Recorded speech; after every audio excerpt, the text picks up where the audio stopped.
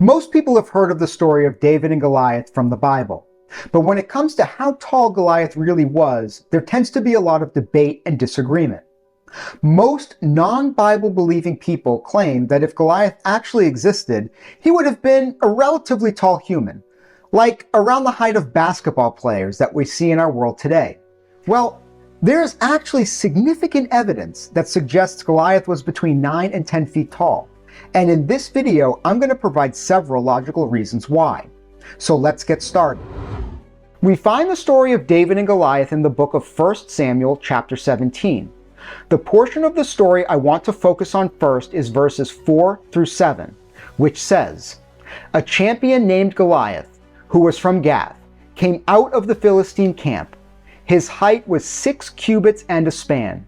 He had a bronze helmet on his head, and wore a coat of scale armor of bronze, weighing 5,000 shekels. On his legs he wore bronze greaves, and a bronze javelin was slung on his back. His spear shaft was like a weaver's rod, and its iron point weighed 600 shekels. His shield bearer went ahead of him." These verses contain ancient measurements, and archaeologists know approximately what these lengths and weights equate to, which provides us with some clues. Translating them, a cubit is approximately 18 inches, and a span is half a cubit, so 9 inches. Therefore, Goliath was approximately 9 feet 9 inches tall.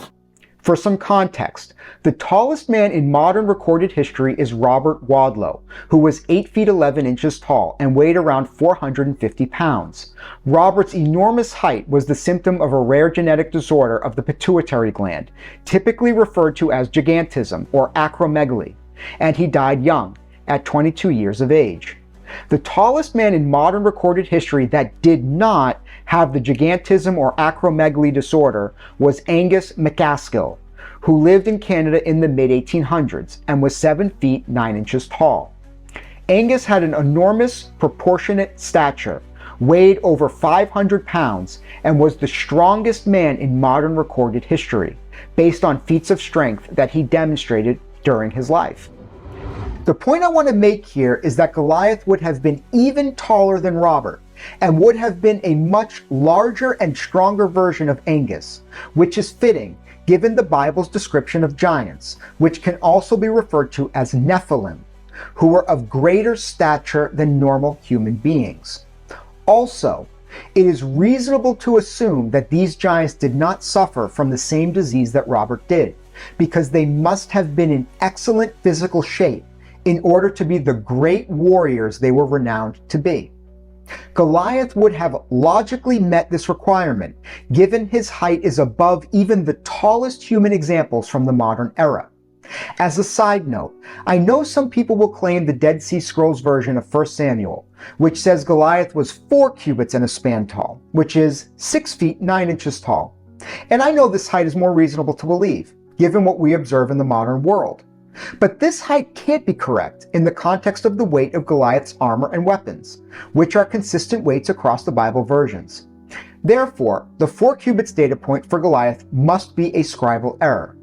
Specifically, Goliath's armor and spearhead were approximately 125 pounds and 15 pounds respectively, when translating the ancient measurements of bronze shekels. Let's think logically about this. Could a 6 foot 9 inch tall human in excellent physical shape reasonably carry all of that armor and use a spearhead of that weight in battle? It doesn't make logical sense. These weights are too heavy for someone of a 6 foot 9 inch stature to wield, even if they had a bodybuilder's physique. The 9 foot 9 inch height makes the most sense, because someone of that stature could actually wield this armor and weapons, and have freedom of movement to engage in battle with items of that size and weight.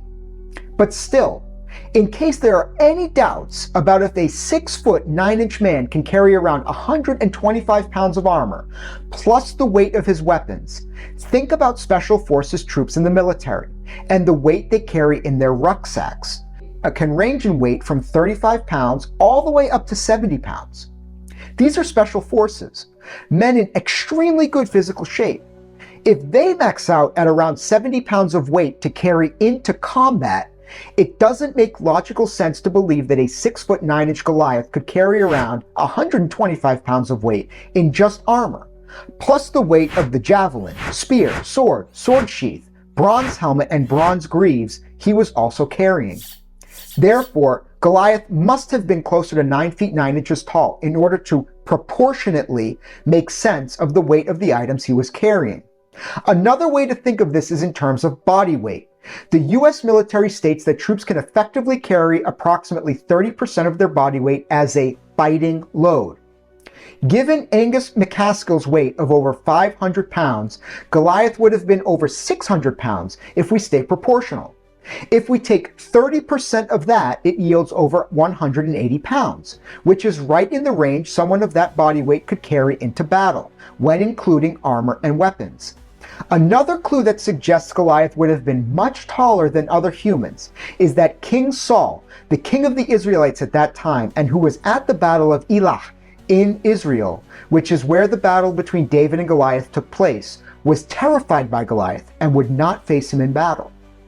I find this interesting because the Bible indicates that Saul was well over 6 feet tall, which was above average human height in ancient times.